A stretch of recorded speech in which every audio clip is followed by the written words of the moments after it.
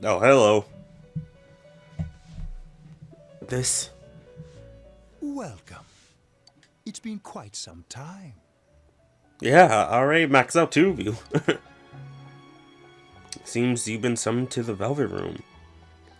Do not be alarmed. You are fast asleep in the real world. I have summoned you within your dreams. Alright then. Now then, your journey has taken you quite a distance thus far. Do you believe you'll be able to successfully solve this mystery? I don't know, maybe. I can't solve it. Splendid! The precise destination of this vehicle, that too is getting rather hard to judge. Like, we have no idea where we're going. I can't even talk to the driver.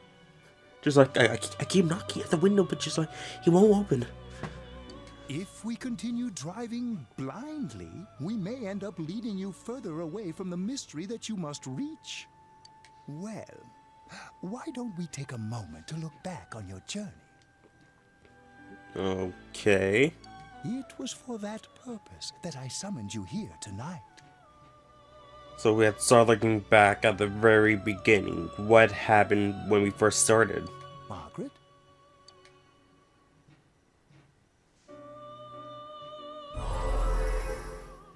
Voices you heard many times before echo in your mind.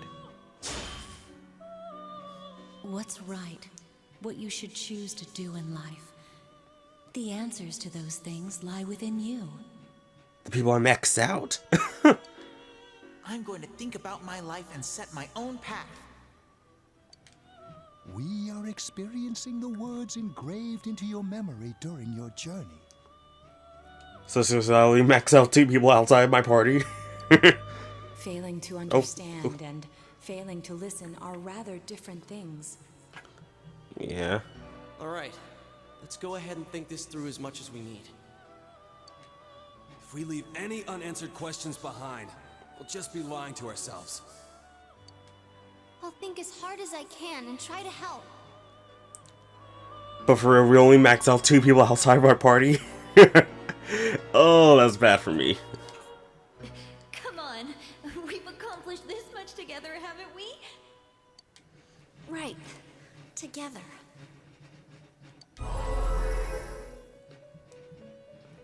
And it seems you have comrades with you as well. Those heading in the same direction through this dense fog.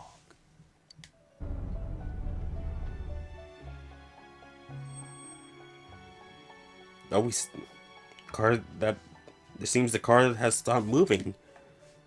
We'll be parked for the moment while I confirm our current heading. She just goes around to the driver, just goes like, "Hey, where are we going?" As I mentioned previously, this year will signal a great change in your life. Though there isn't much time left, it can be worth your while to take the time to stop and reflect. People are like water flowing in a river. There is only one stream, but all who pass through it are affected differently. Some travel fast. Some change their course, experiencing countless events as they travel down the river of time. Just so. The state of this room reflects the scenery of your heart. We live in a rich lifestyle. Perhaps this may be a time for contemplation rather than action. But we gotta think about all this. Think about it at the very beginning. What have we done? You hear something in the distance.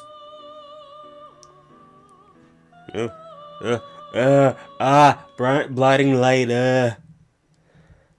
Oh, Sunday. Sunday. Seems that you've been sleeping until now. Doorbell's ringing. Someone's at the door. Yeah, what is it? Still in my pajamas. Teddy's missing. Oh. What? I looked all over the neighborhood, but I couldn't find him anywhere.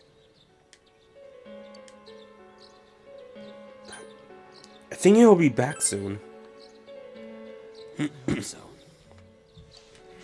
Rise and the others are checking inside the TV to see if he's gone back to the other side.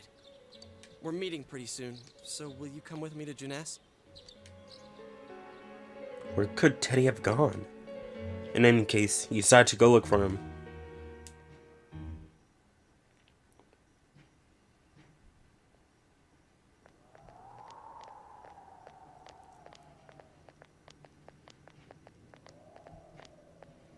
It's no use, man.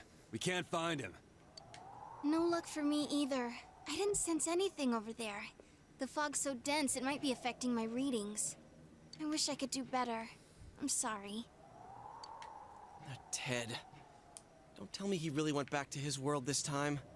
We told him over and over that he could stay here. You recalled the mysterious dream we had last night. This may be a time for contemplation rather than action. That is what Igor said, but...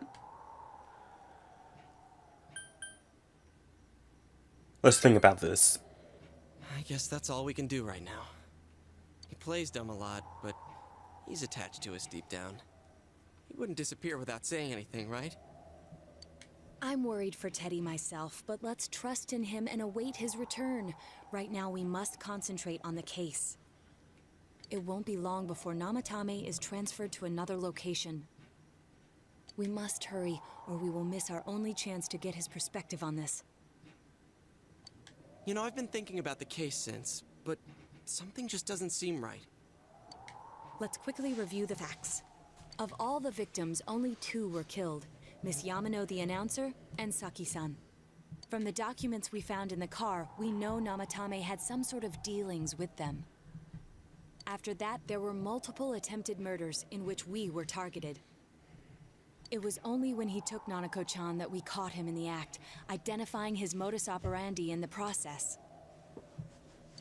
When I hear you put it like that, sounds like the dude's guilty. As a result of Namatame's arrest, the police admitted that Mitsuo Kubo was a mere copycat killer. Back up to yesterday. Remember when you said Namatame didn't have a motive to kill the announcer? That's what's bothering me. Right. Either he's completely nuts, or we're misunderstanding something. You lost me. She's trying to say that if Namatame is sane, then there may be facts in the case we don't know about yet. Sane or insane? Sounds like a play I saw before. When he talks about saving people, what does that actually mean? I don't think there's any doubt that it includes kidnapping people and throwing them into the TV. Could he mean saving them through death? He did call himself a savior and said that the other side is a wonderful world. So they'll be saved if they die? What a bunch of crap! The bastard should have gone and saved himself. What do you think, Senpai?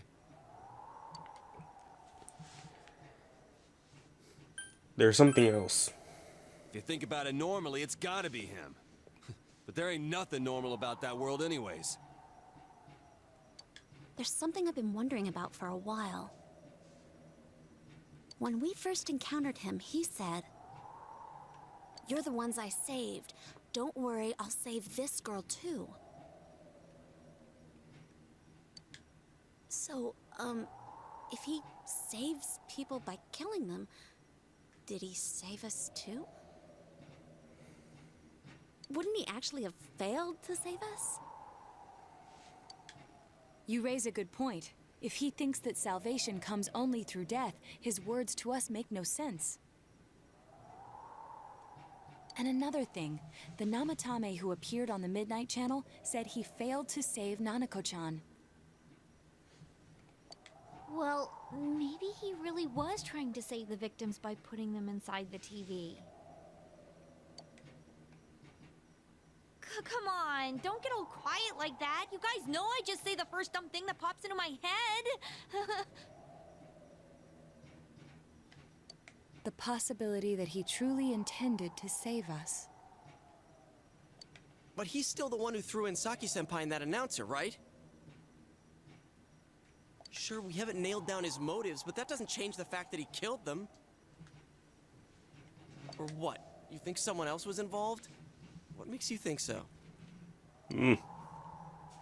Possibility of a culprit besides Namatame. Could there be something that proves this possibility?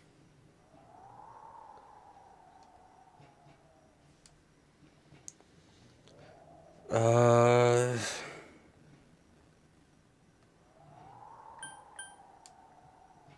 The warning letter? Warning letter? Oh yeah. Whatever happened to that thing?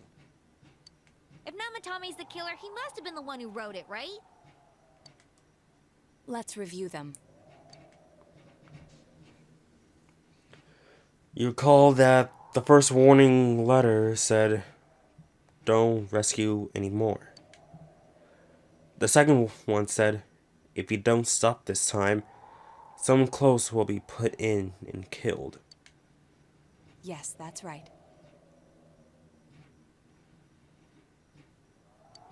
Isn't that kind of odd?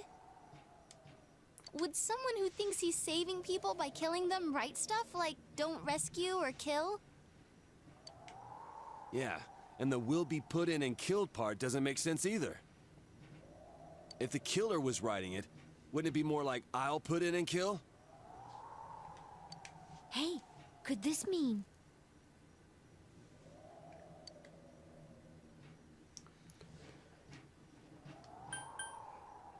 Namatame didn't write it. Yeah. It's almost like someone else wrote this letter. But only the killer would write such a letter and deliver it to Dojima-san's house, right? If someone else wrote it, that could only mean... Dear God. Since this is such an unusual case, I was absolutely convinced that other than the Kubo incident, there was one culprit.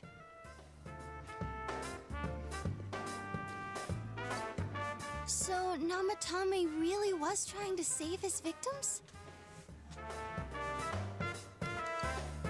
Everything is exactly the opposite of what it first seemed. In Namatame's parlance, failing would have been the first two cases when the victims died. If he had used his method twice and failed both times, he would hardly have continued using the TV, and yet he did. It all seems to suggest that someone else wrote this warning letter while observing the entire case. Someone else? Then... it wasn't Namatame that killed Saki-senpai and the announcer?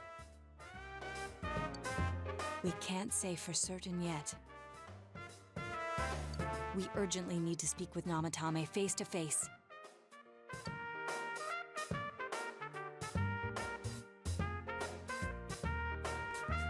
Y'all work together to take another step towards the truth.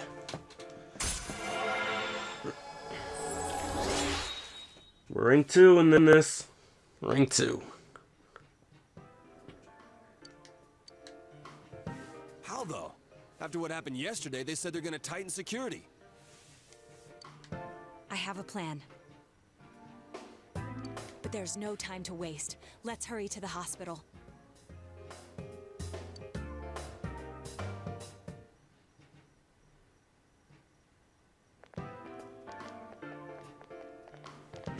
Hey, this place is off limits. I'm a consultant with the police. I'd like a few words with Namatame-san. May I go in? This is Unit 252, requesting confirmation on an ID. Name of Naoto Shirogane. Huh? Ah, understood. I see. Well, you're on the list. I can give you a few minutes, but I'll have to record your conversation with him for security purposes. Not that I expect you'll get anything coherent out of the guy. He's been spouting nothing but gibberish. I'd like him to accompany me as well. He has no identification, but this is an emergency situation. And he's here in Detective Dojima's stead.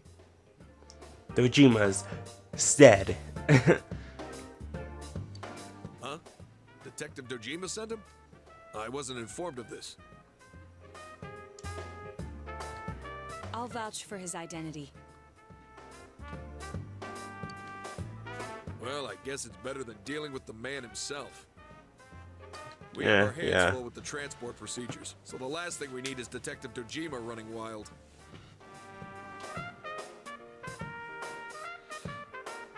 Detective Adachi is busy somewhere too. This is Unit 252. Huh? I see. Has something happened? There's something about a suspicious object out in the lobby. Ah, well then, this works out nicely. You should back up your colleagues downstairs. We'll keep watch over Namatame-san. A disturbance in a hospital lobby, after all. It sounds serious. If anything happens, hit the nurse call button. I'll leave the rest to you. Understood. Please be careful.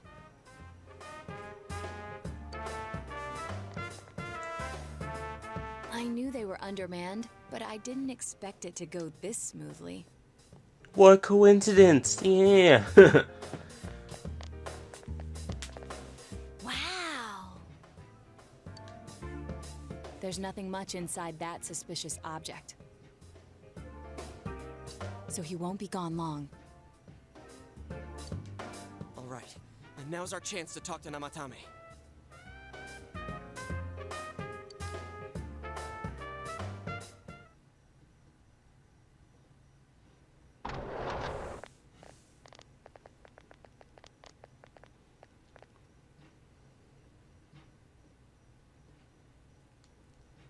Namatame-san, there's something we'd like to ask you.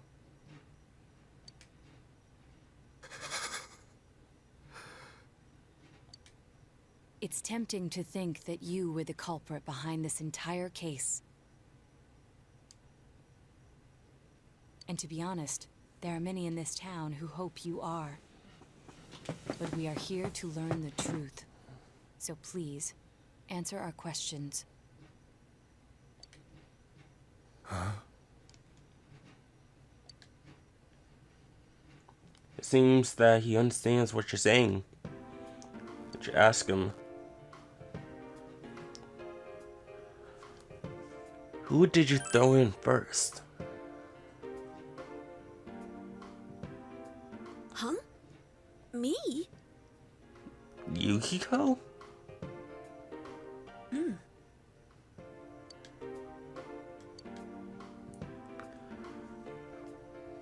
Did you kill those two girls?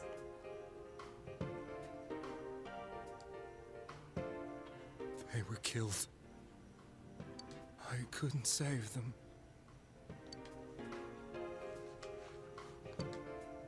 Is saving killing people?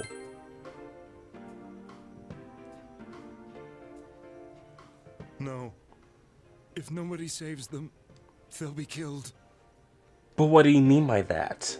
That's why I put them in there. Then tell me if my estimation is correct so far. After discovering the Yamano and Konishi incidents, you realized an appearance on the Midnight Channel meant certain death. Thus, to save her from that fate, you kidnapped Yukiko Amagi. You couldn't let her be killed, so you threw her into the TV, preventing the killer in this world from reaching her. And you repeated the process as more individuals appeared on the Midnight Channel.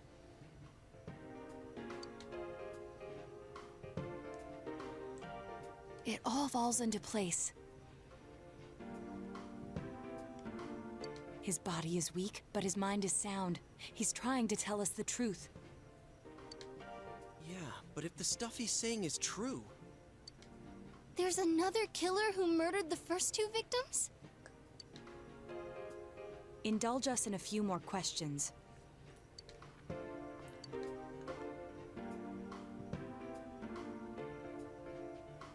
Who killed the first two? I have no idea. I want to know that too. Why the warning letters? What are you talking about? So he doesn't know about the warning letters. Why did you enter the TV? I didn't know. I never thought it would be that kind of place. As I thought. You believe me? Did they find him? Did they find the one who did such cruel things? Mayumi.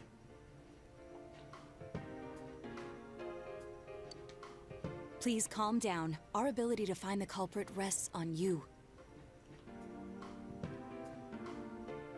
We know about the other world.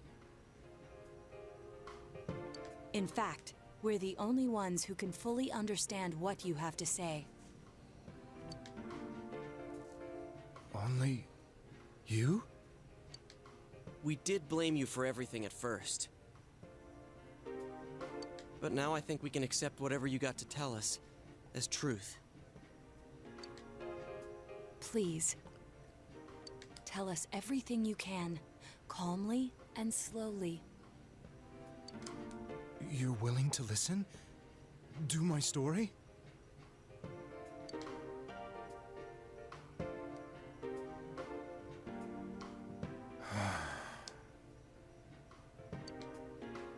All right.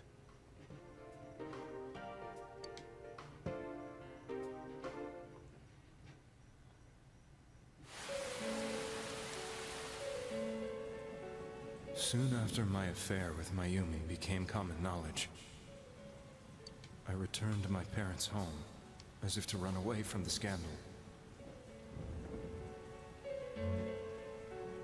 And I started drinking heavily to drown my anxieties.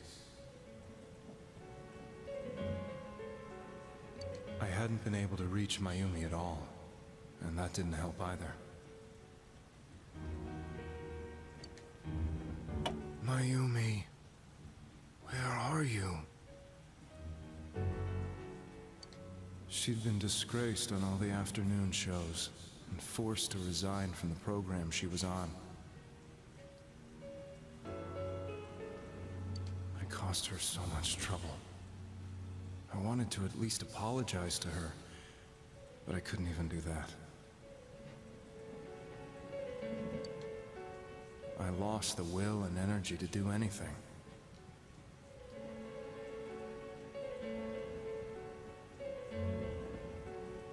Then, one day, the rumor I heard some time ago came back to me.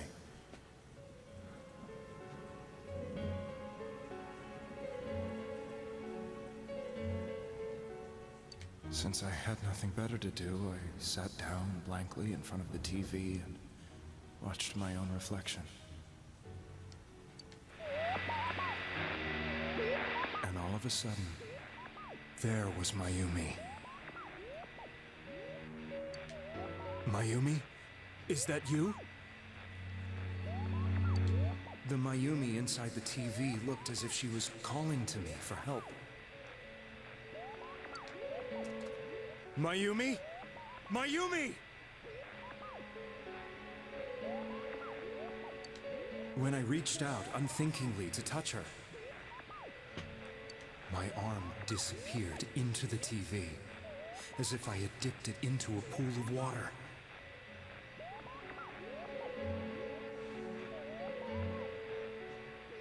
I was so shocked that I lost my balance and nearly fell face first into the TV.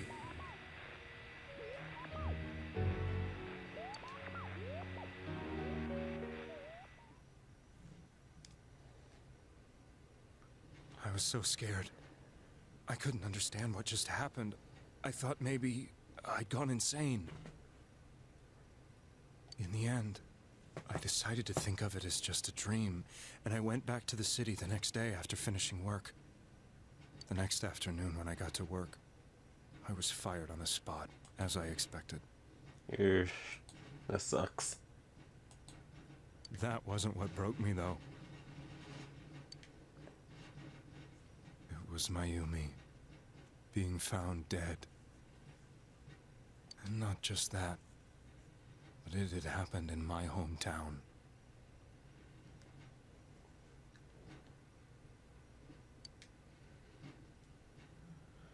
Namatame is casting his eyes downward painfully. I was dumbstruck. But later on, I remember the image of Mayumi I'd seen that night.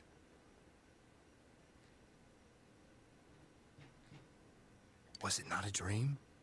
Could it really have been an SOS from Mayumi?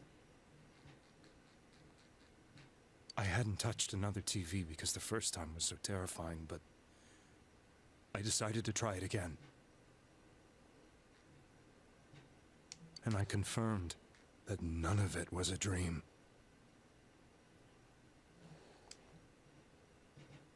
So that image, was it something Mayumi showed me, calling for help? That's how I felt. And eventually, you learned of the Midnight Channel. I remembered that when Mayumi was alive, she was chasing a rumor about some bizarre TV program. I'd heard about it before, but I thought it was just an urban legend.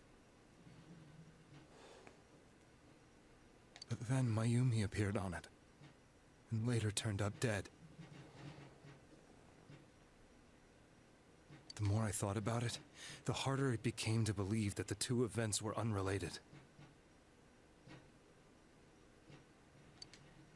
Soon after that, I came back to Inaba to answer the police's questions.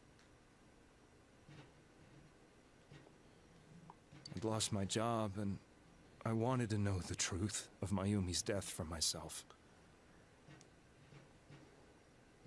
Then, on another rainy night, someone else appeared on the Midnight Channel. It was a girl. She looked like she was calling for help, just like Mayumi. The first thing that came into my mind was, maybe this girl will be the next to die. And that was Saki-senpai. I'd been following all the news about Mayumi, so I noticed right away that she was the girl who found Mayumi's body. And if my hunch was right, she'd be the next victim. I didn't want her to die the way Mayumi did. So I desperately kept watching. I was consumed with the idea of rescuing her. Then, little by little, her image on the screen came into sharper focus.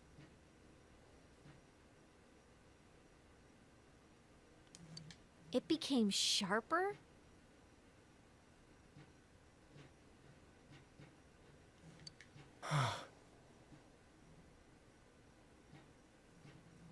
How did you find out it was her?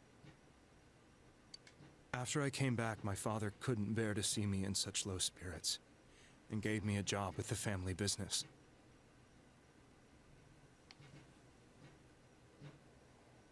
I met that girl when I delivered a package to the liquor store.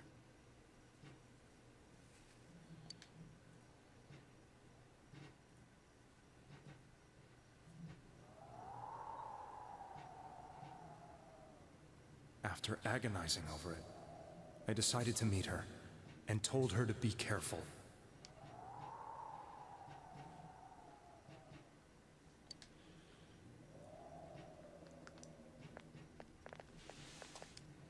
But that same night, on the TV,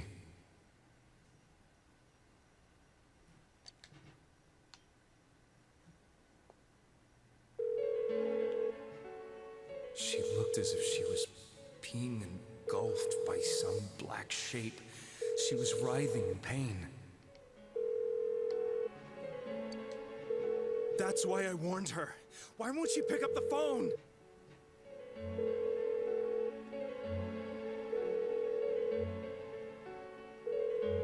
Come on! Please!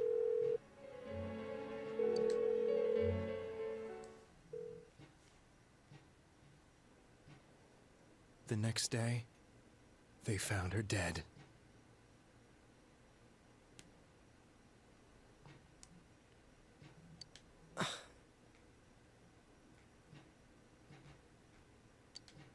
I knew she was gonna be murdered, but I couldn't save her.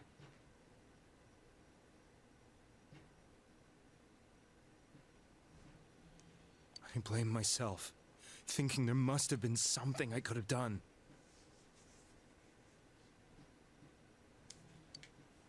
There was no one who depended on me.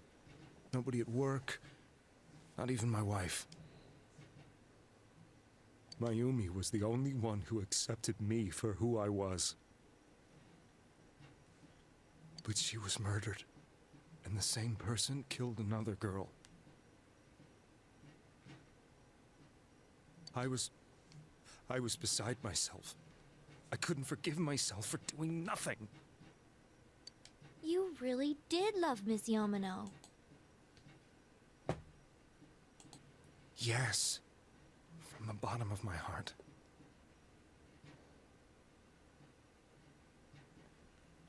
Before I was married, my wife made it big in show business.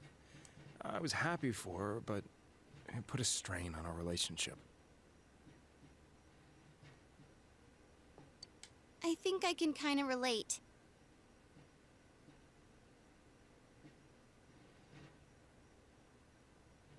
It was around that time when I met Mayumi. She was interviewing our candidate for the next election. She was a big-name announcer, but she only worked with local stations, and her attitude towards work was similar to mine. We both came from Inaba, so she was easy to talk to. I knew it was wrong, but I couldn't help getting intimate with her. She gave meaning to my life. Soon after Saki-san was found dead, yet another girl appeared on TV. That was you.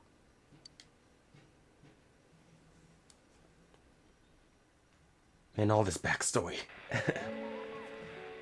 She'll be kidnapped next, and murdered.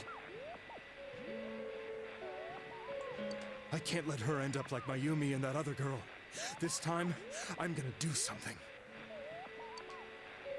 My opponent was a murderer who left no clues to his identity. I thought hard about what I could do to protect her from someone like that. I'll never convince her. If she gets suspicious and they arrest me, who'll save her then? The girl inside the TV looked as if she was smiling at me. And that's when it hit me. I apparently had the power to go through the TV screen to the other side. Then, what if I put her into the TV and give her shelter there before the killer gets her? What are you trying to tell me? That it's safe over there? Is that it? The girl inside the TV seemed to smile at me again. And I thought, no matter what kind of place it might be, it's better than being slaughtered. Once things calmed down, I could just let her out again. If she's inside the TV, there's no way they can find her. It felt as if everything was starting to come together in my mind. Could it be that Mayumi gave me that power to prevent any more victims from meeting her fate? Was it my mission to save people?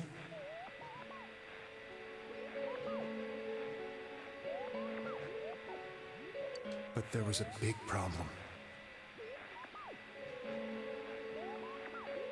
If I explained the situation to the victim, they wouldn't understand. I had already tried that and failed miserably. It seemed the only thing I could do was to take them away.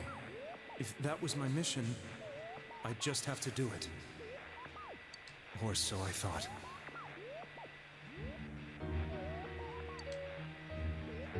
Mayumi, please lend me your strength.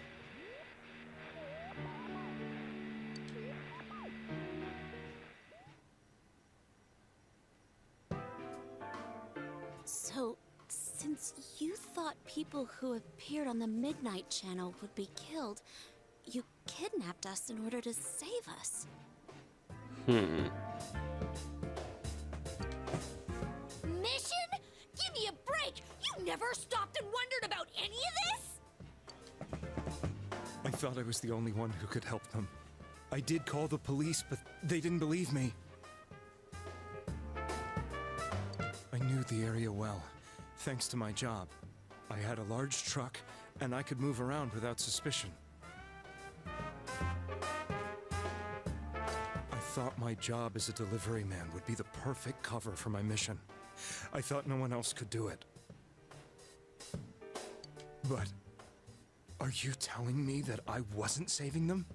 No, you weren't. You basically almost killing them. If a person is still within the TV world when the fog appears here, they will die.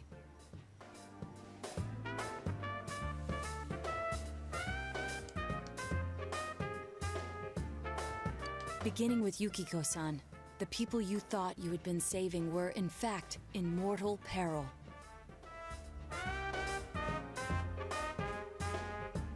It was my friends here who really saved us all.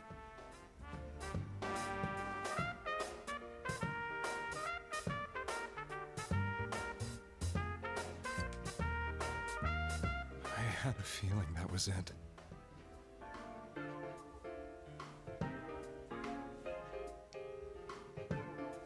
When I went after that little girl and entered the TV myself, for the first time, I had some doubts about myself.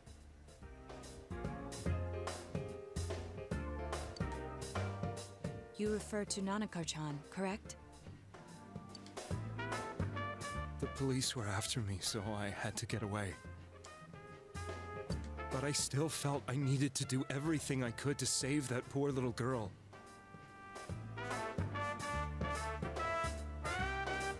That's why I went in after her.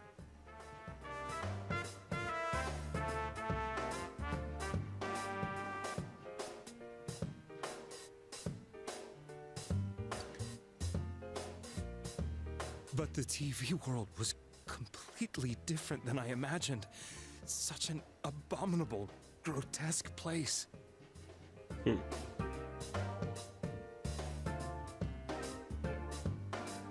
I knew that the three of you who I saved went back to your normal lives, so I didn't realize how terrible that world was.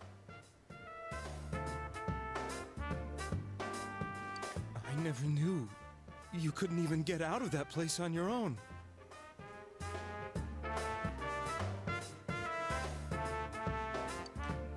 No. That's a cowardly way to put it. I'd probably already begun to realize that it was a dangerous place. If I hadn't, I wouldn't have gone to see you all.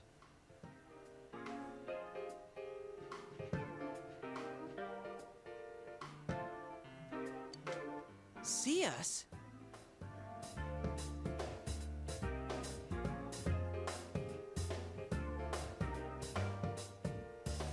Wait, are you talking about the concert we did at Junes? Yes. I wanted to know why the ones I saved were all hanging out with each other, and how much you remembered. But in the end, I couldn't bring myself to say anything and ran home. I must have felt too guilty. But all the doubts and anxieties I'd been unconsciously suppressing exploded out when I entered the television myself. I thought I was going insane. I probably did. Yeah, you were. And you know the rest.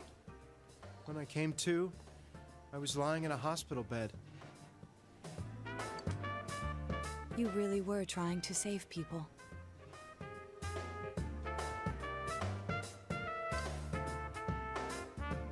But I ended up doing just the opposite. What a fool. I always wanted to enter the world of politics and become useful to society.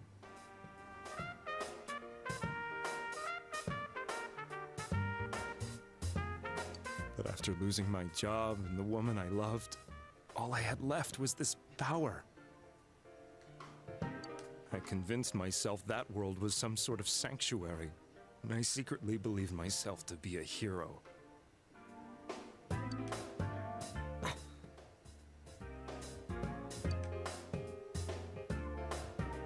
never doubted what I saw on TV, and believed everything was as I wanted it to be. I didn't think for myself at all. That's why I couldn't protect them. I'm to blame for all of this.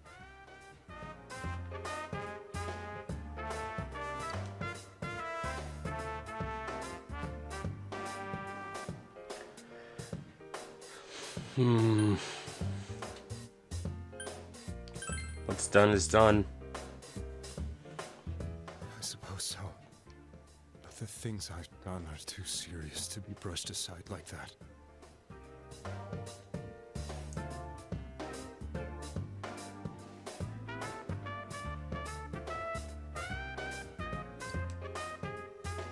I have no intentions of running away from my crimes.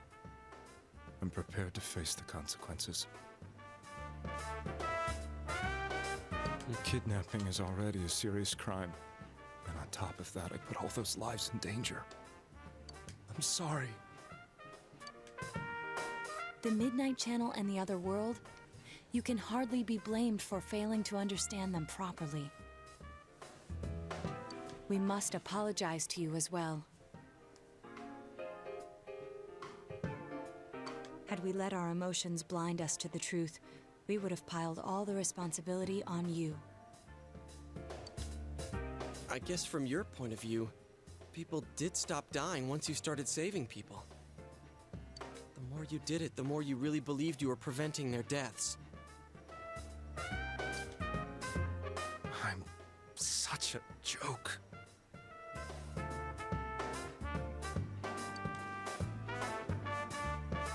I'm sorry.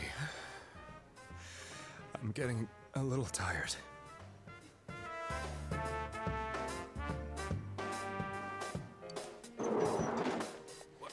What are you all crammed in here for?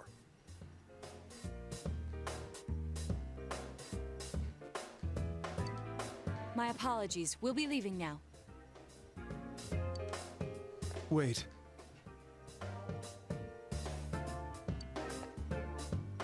I beg you, please, find whoever's behind this.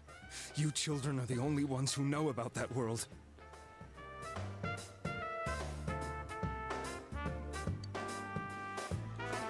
That's our plan.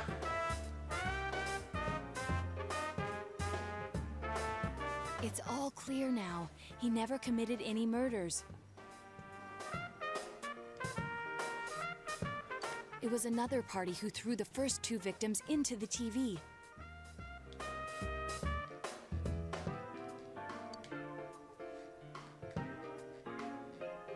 You take another step towards the truth.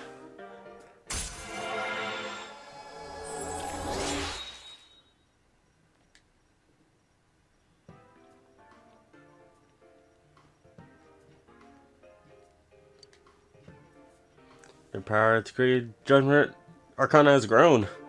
God, this was a long scene. I told you, he's almost ready to be transported. We can't have anything else happen. Sheesh. Better not see you rascals here again. Yeah, we're done here. Nanako-chan looks like she's in pain. She's fighting for dear life.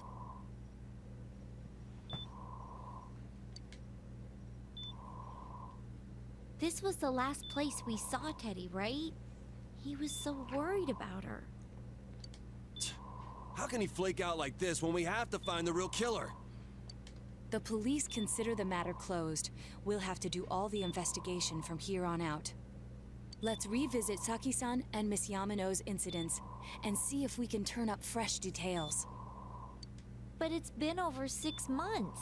Wouldn't the trail be cold by now? I know, but we can't give up. We're the only ones who understand what's really going on. And you never know. people might remember some things now because they've had so much time to think about it. Let's split up and talk to people all over town tomorrow. Alright. We'll meet up in the evening to discuss our findings.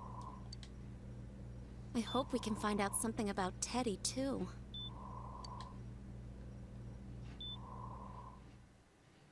Tomorrow you'll all be going out to talk to people in town.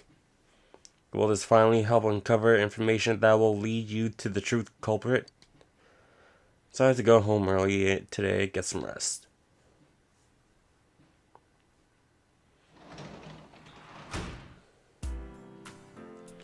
Oh man, oh. Long. Oh, come on. Long event day today. Yeesh, almost 2 hours on that. Oh, gotta investigate.